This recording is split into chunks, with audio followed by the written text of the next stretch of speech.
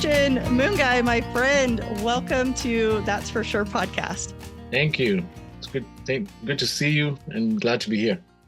Yeah, it's so good to see you. I'm so grateful to have you on. One of my most favorite parts of hosting a podcast like this is that I get to share like such fun people and friends that I know with the world, because you're one of those that I love to talk about. I love to talk with, and I'm just so grateful that I get to share a little bit of who Christian Mungai is today on my podcast. So super grateful for you. Thank you, Carrie. And I'll just say that I think this sentiment is mutual because I have such high respect for you as a person, as a mom, wife, friend.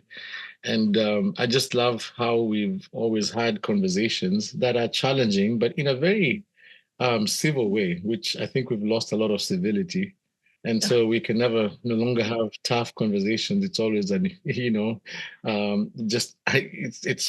just always very difficult. But knowing you and being in conversations with you has been such a encouragement, a challenge, which I know that you don't refrain from. And I appreciate that so much. So high respect and high honor for you.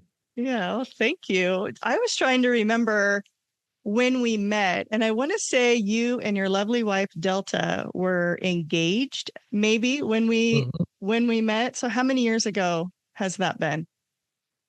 So we met in 2009. Delta and I met in 2009. So it must have been around that time. And then because we got married in 2010. Okay. So yeah. we just 14 years. So it was probably around that time, just when we were engaged, because that's the time we met, at work together. That's right. Okay. Yeah. So it's been some time. That's, 15 or so, 14, 15 years ago. So Yeah. what a gift your friendship has been to me since then. So tell me about, just to start us off, tell me about growing up in Kenya and maybe some of the circumstances around when you first heard the gospel and what caused or what led you to decide to follow Jesus. Wow. Let me see. I'm African, so we have to try and find few words. We're storytellers. So I might start telling stories. In 1944, after the war, so born and raised in Kenya, and to a Christian family. My dad actually ended up being a pastor, but in the Presbyterian church under an aspect they call tent making. They're tent makers who hold a full-time job, but then they still work with the church. And so that was my dad. My mom was in catering, and but Christian family. So I grew up in it, and so I don't actually in my early years, in my formative years, I don't remember really not knowing about God and the gospel. I grew up in it. I was just, I was a fish in water.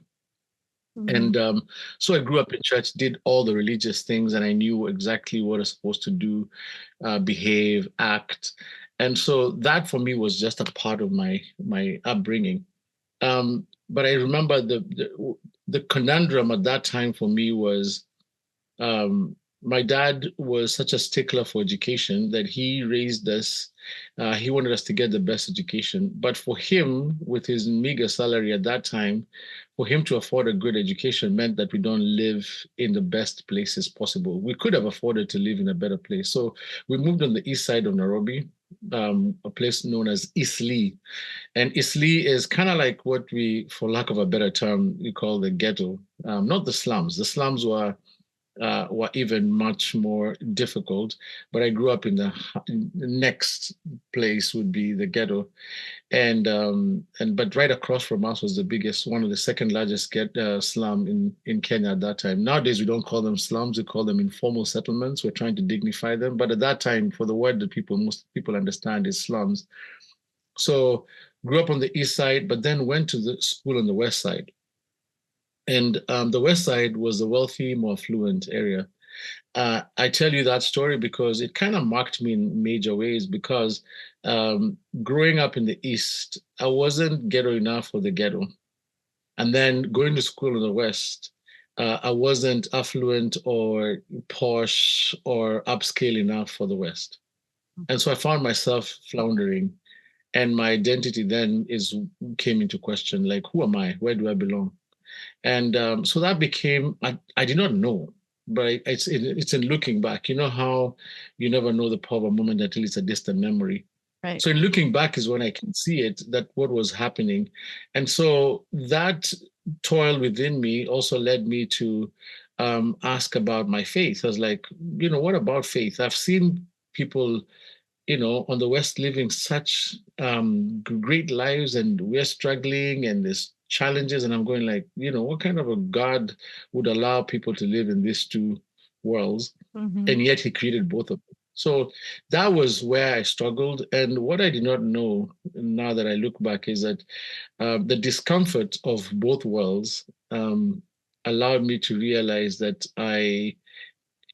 has led me to a place of bridge building. I'm literally still to this day trying to bridge in the East and the West. Yep. And I did not know that God was actually setting me up for my setback was a setup for this whole thing where I can be a bridge builder. But that's when because of my angst and anger towards that, I kind of wanted now to try and explore life without God, because all I knew was God. Mm-hmm. And so by the age of 12, 13, I started wanting to engage with secular friends, because I was not allowed to have secular friends. And my trying to engage with that led me to a slippery slope, and led me into a place where I just wanted to be in the world and do worldly things. And by the age of 17, which was my Saul to Paul moment, is when I had just a life-shattering or life-changing experience where at a 17-year-old, I found myself facing a 7-year jail term. I had been expelled from 3 high schools, and on my 3rd high school, I led the stealing of microscopes from our laboratory because I wanted to go party. And we were busted. I was taken in, and I was going to go in for 7 years. It was at that time I said, God, if you're really, really there, please let me know. Just help me get me out of this. It's one of those things, those prayers that you pray and say, God, Sure. if you get me out of this, I'll live for you. Mm-hmm. And he did. By certain circumstances, I was let go. And when I was let go, I people were coming for prayers at our home to thank God for the release. And it was one of my dad's friends, Pastor Reverend Joya, who I had this question with him, and I said, "Is there any chance that I can be a Christian and still not have the best behavior?"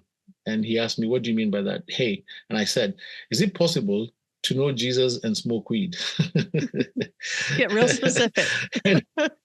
and yeah, I was very, very specific. And I he told me, his answer was, you don't clean up yourself and then come to God. You come to God, and He's gonna clean you up. And I think that was the first time I ever heard the simplicity of justification and sanctification. You're once justified, you're sanctified over time. Yeah. And he said, your work is not to clean yourself up, He will.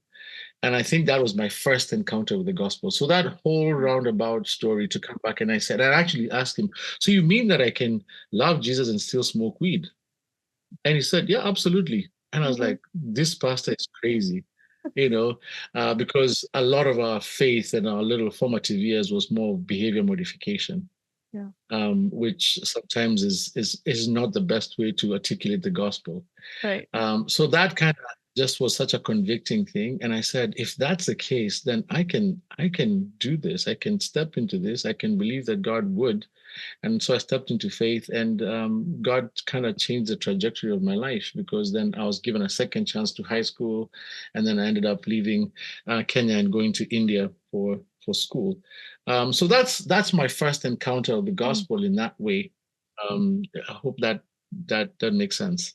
Yeah, of course. Thank you for sharing that. I think, like you said, your formative years play such a huge part of developing like the rest of your life. And I think in those moments we don't realize that, but now looking back, you can see how that experience of, living on the east side, attending school on the west side, and all of the factors and all of those things, how that really kind of sparked in you this bridge building desire, and where you've been so many years. So you've been, you Absolutely. mentioned you go to school in India. You're in America now. You've been in America for many years. So you have this global worldview that I think is so unique and so special and so needed in today's world. And I wonder if we fast forward a little bit to when around the time when you and I met, and specifically roughly 10 years ago, when the global residency program that you started began. And even so that was about 10 years ago. And then more recently, you've started this global convene, which I'd love to talk with you about, a family, global family, creating global disciples. And when I think about this mission of Global Convene, which is to create a global family united in diversity to transform every sector of society with the gospel. I mean, from your perspective, Christian, with the foundation you just laid and then the experience that you've had over the last 10 years, what does it mean for us, for Christians, to be a global family? And then what does global family discipleship look like? That's good. The genesis of that was this question that you'll often hear in the missions circles, is especially when it comes to partnerships. What can we do together that we cannot possibly do apart? Mm-hmm. Great question. People have tried to answer it in different ways, and this is our futile attempt to answer that question. And we did it in the auspices of not just one country, but multiple countries, multiple generations, multiple ethnicities. And so it all came about with having gotten to where I am, working where I am with Mariners Church. I had started, the idea actually just started I had come to Mariners, and I found out that there were two things that were happening to me. One, I was being seen, I was being valued, I was being known, which are the three longings that every human being has. To belong, which is a longing for love, to be known, to be fully known and fully loved, and then to be valued, that you're bringing some value. So that's one thing that was happening to me. But simultaneously, I was also seeing something that was unprecedented. I was seeing a predominantly white church in suburbia, Newport Beach, learning from an African kid. And that was shocking, because Americans don't learn from everybody else. They know exactly what to do because they do. They have a ton of experience. But I was watching this church learning from me, and I was like, I was shocked. The posture of the leadership was one that I had never seen before. And for once I thought, man, we have something to offer. Now, I knew we did, because that's how I came to the church. Sure. But I thought it was only to challenge, but not to belong. So I knew how to challenge. I did not know how to belong. Yeah. Because, it's very easy to be prophetic. It's hard to be pastoral. Right. A prophet speaks and walks away. A pastor shepherds and lives amongst the people and lives amongst the sheep, two different ways. And so as I noticed these two things in play, I was like, this is unbelievable.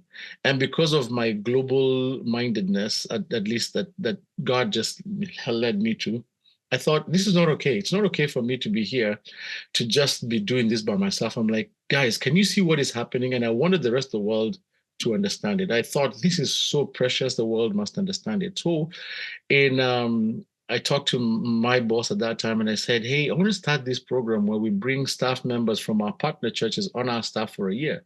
And they're like, what? But I was so loved and valued that they said, okay, we don't know what that looks like, but let's try it. And after the first cohort, it was like, yes, let's do this. So 2013 is when the first cohort came in, and we had our first 4 global residents, 5 actually. And then that has continued to this day. And through that, the whole idea of now creating a global family is realizing that these people came together, and those two things happened. They learned tons of what God was doing at Mariners, which was beautiful for their context. But secondly, they influenced us in ways that we had never imagined. Yep. But inadvertently, what happened was the connection amongst the residents from different countries. And so that was just kind of the fledgling, that's where the movement of global convene, or the idea, kind of just started taking shape. The concept had been way before, in 2008, because we had been challenged to come together as a family. And I think it was Bishop Oscar Murillo who said the American church is like the thumb. One of the gifts of the American church is like the thumb.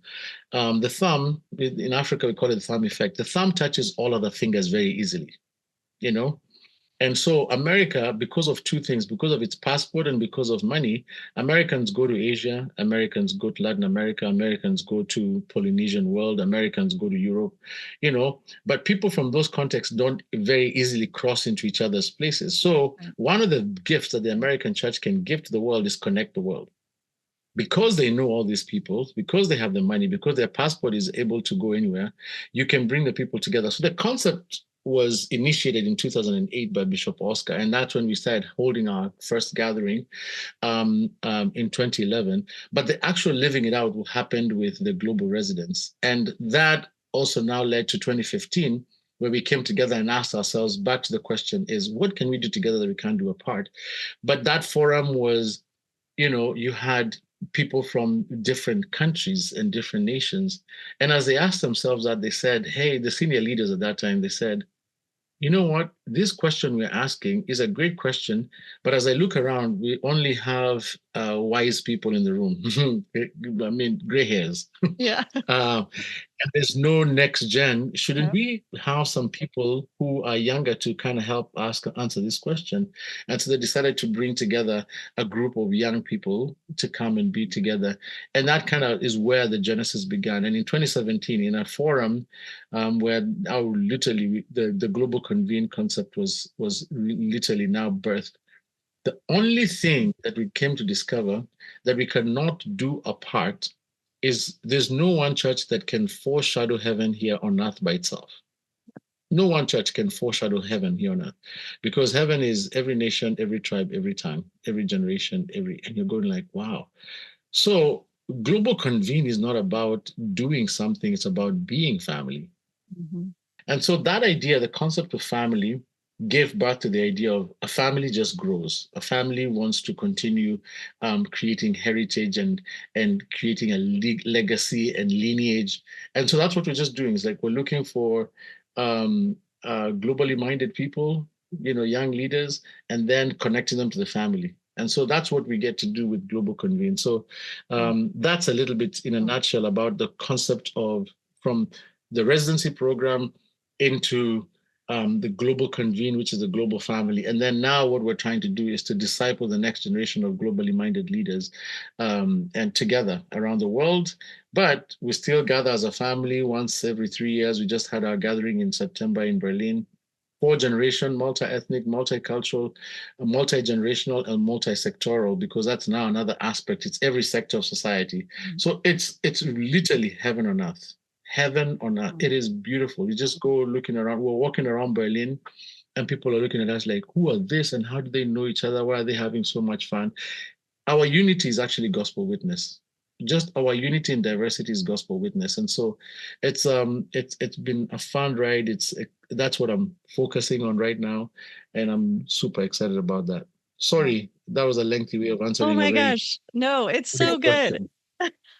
It's so good. I love hearing the story. And as I'm listening to you, I'm thinking yes to all of that, because on a personal note, my life has been so enriched that much more. I feel like I have such a better understanding of what it is to mean to be a follower of Christ, because I have personally met some of these individuals that you've talked about that have been part of the global residency program and Global Convene. I have friends in Congo. I have friends in Mongolia and in Egypt and Uganda and Kenya, and these places that they have all impacted my life in such a rich way. And I think there's something in my cross-cultural experience, there's something about being in a cross-cultural environment, be it in Berlin, walking around the city with people from all different countries, all different languages and cultures together, or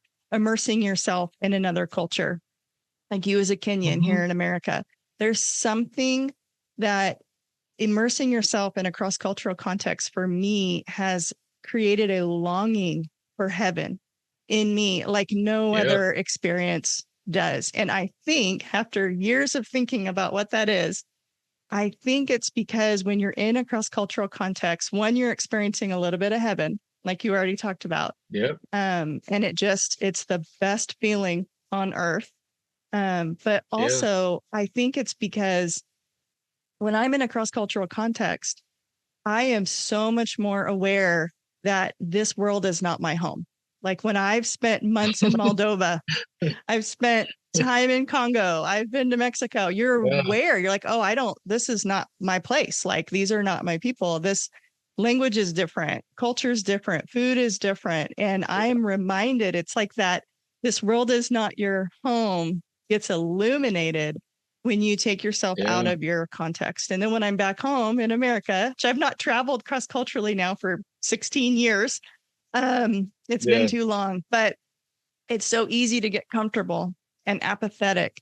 And we lose sight of what it means to long for heaven because we're just comfortable in everybody looks like me, talks like me, eats tacos on Tuesday. Like, all the things are the same. In a cross-cultural context, the idea, our differences are illuminated completely. They become so stark because you go like, wow, people are not exactly like me. Yeah, right. But then when we see unity out of something that is so diverse, what it behooves us to think is like, wow, what is it? What is it that can bring people who are very different in their thinking together and actually get along, not to think alike, but to think together. Right. It's such a beautiful experience. And then what it does, it points to, oh, that's not how, when you look at the fragmented world, you go like, that's not how it was supposed to be. This is how it was supposed to be. Things were supposed to hold together. But now, because of the brokenness of the world, because of sin, things that were supposed to be together are now apart. So no one is surprised when things are broken. People are surprised when things work. That's right. And so to see unity, diversity, it goes like, it is so, like, oh my gosh, these people are, and you understand being in a cross-cultural marriage. And I mean, that's one of the biggest testimonies during our wedding. Pastor M, who was one of the officiants, said that. He said, maybe, just maybe, God has brought you two together so that the world can see what I want amongst my kids, because we have no business being with each other. Delta is a blue-eyed blonde from South Dakota. I'm a kid who grew up in the ghettos of Kenya, Isli. Those two people should never come together, And then now having Kabi and having this little Kendakoshian, which is what you get when you mix Kenyan and a South Dakota, you get a Kendakoshian. It's such a beautiful testament of what God can do in the midst of such fragmentation.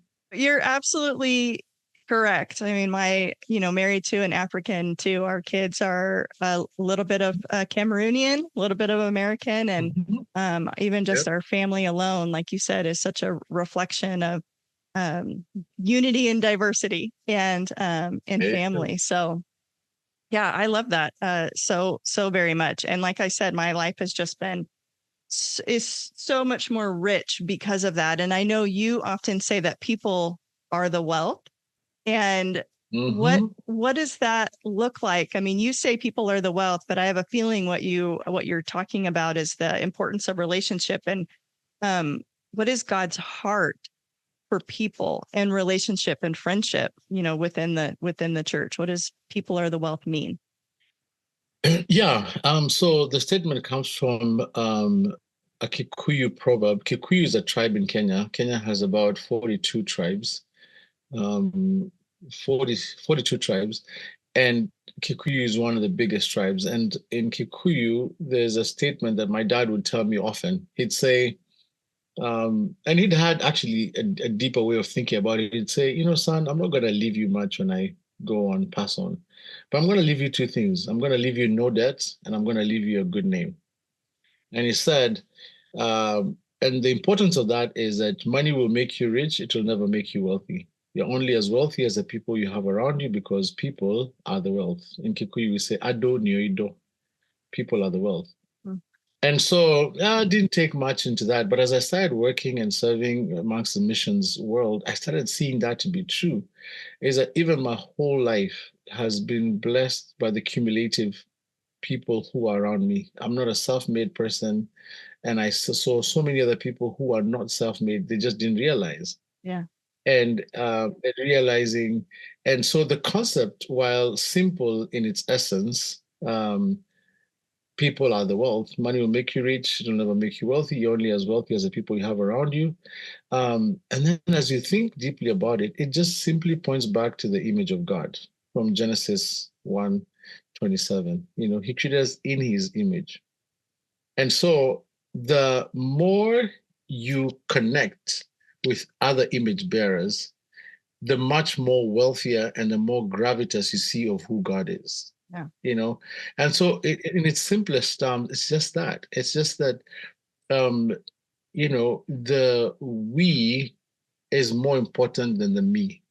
There's a fuller picture. As a you're great, you image God.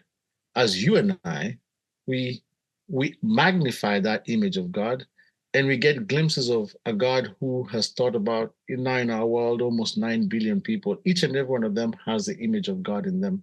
What if we were to find that essence or that image of God in every human being? Can you imagine what picture of God? It enlarges the picture of who God is, and it shows us something that is so deeply entrenched in us, because it was created. We were created in an image of a God who's a community.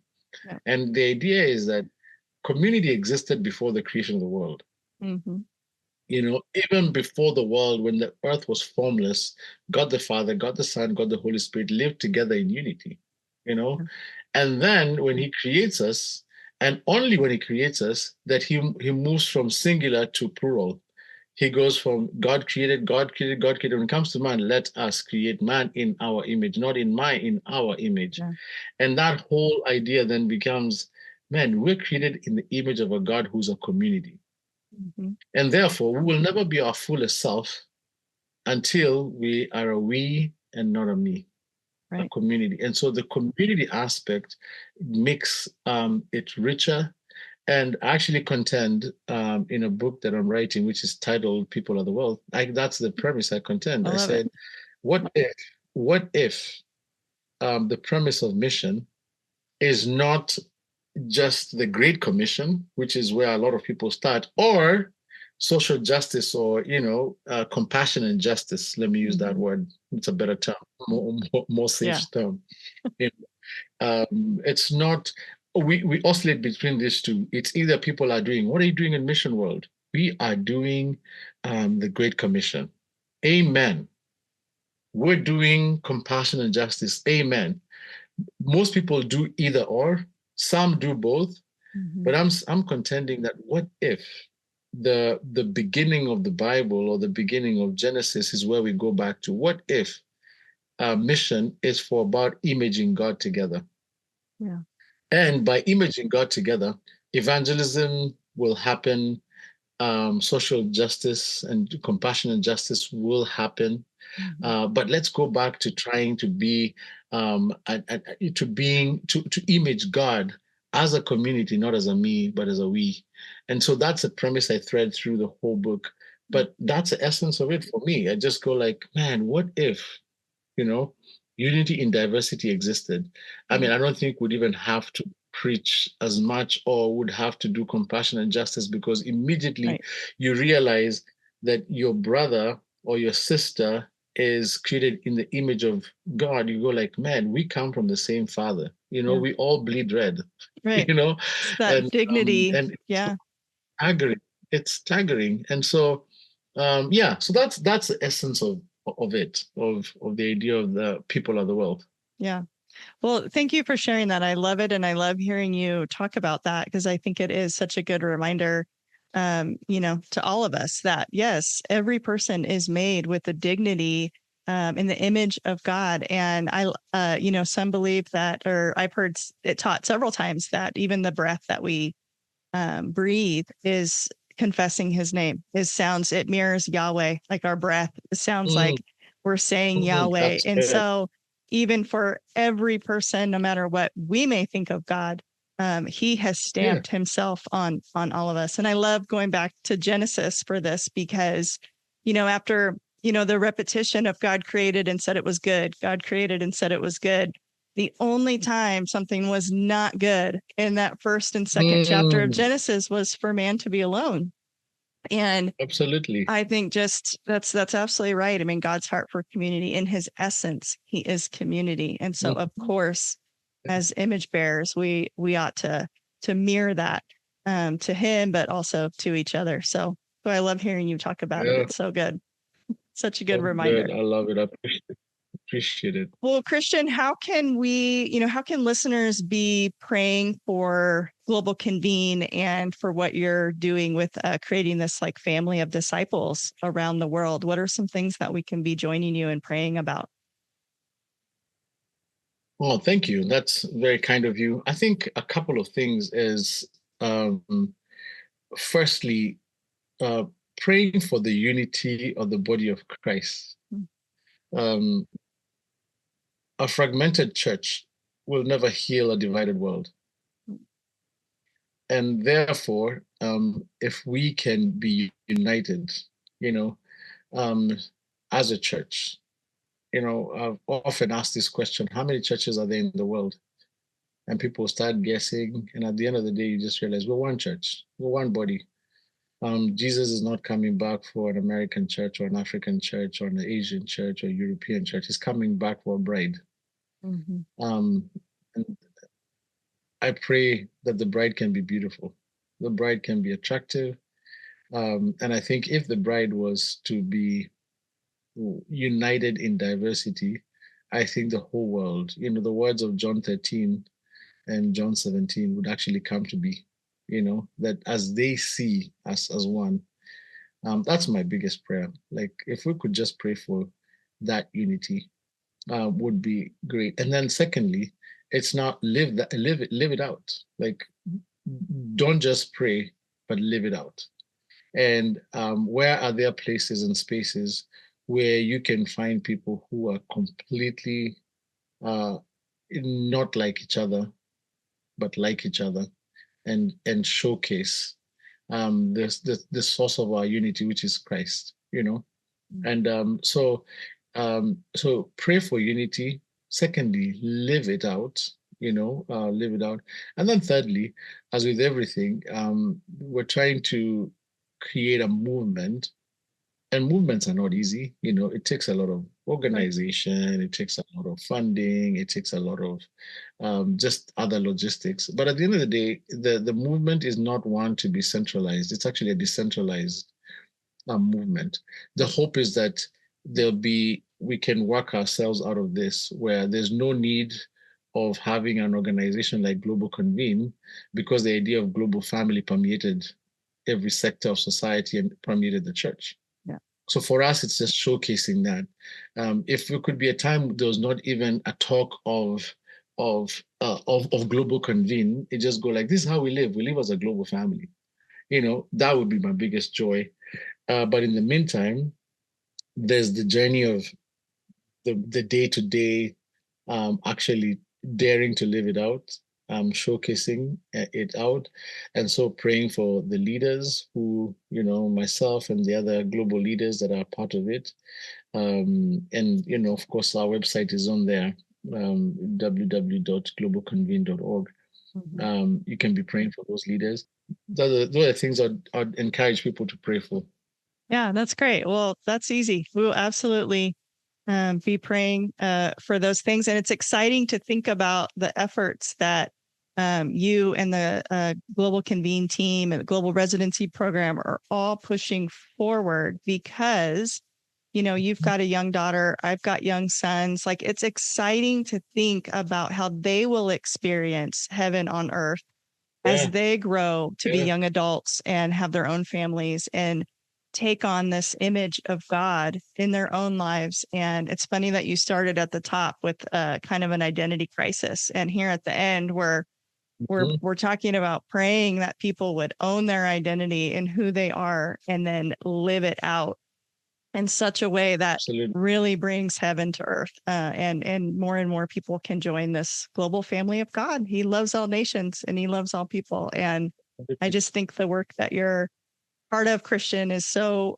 important. And it's been a huge gift to my life. And I'm not even immersed in it. Have been part of it from afar. And even at that, the reach has been great. And so I just encourage you to keep it up for this generation, but also for the many generations to come. I think it's a very, very important work. And I'm so grateful that you've taken the time today to share it. I have just one final question for you. One of the questions I love asking every guest on the show is, what do you know to be true, absolutely true, about God? Wow. Wow. I'd say that I have never comprehended the beauty of grace. Is that in the Christian worldview, we have a God who's uncaused, uncreated, timeless, immaterial, who then pursues us fervently. It's not us pursuing him, it's him pursuing us, because he's the one who created us. And grace makes no sense, because you can't earn it, and therefore you can't unearn it. Right. So I know that to be absolutely true, and I'm a great testament of that. Is that I am just a product of grace and grace and grace and grace again. So that I know to be absolutely true. That I'm not being asked to do 7 steps, 10 things, 5 things. I'm not working my way up to God. It's a God who walked his way down to me and then invites me, and then he says, whosoever will. That for me is so profound, so true. And if you look at any other world religion, there's a set of rules and do's and don'ts. And yet we have a heavenly Father who pursues me fervently, passionately, and extravagantly. I am in awe of that, and I know that to be absolutely and certainly true and for sure. That's for sure. That's for sure. Yeah, thank you so much, Christian. I have just loved this conversation with you. I know we could speak for hours. I'm just so grateful for your willingness and your time to come on, that's for sure. And I just love you and I love your family, and I'm just really grateful for you. So thank you so much for doing this. Thank you, Carrie. Thank you for inviting me. Thank you for remembering us, and thank you for just all that you are. And keep doing what you're doing. You're doing an incredible job, and may God continue blessing this medium.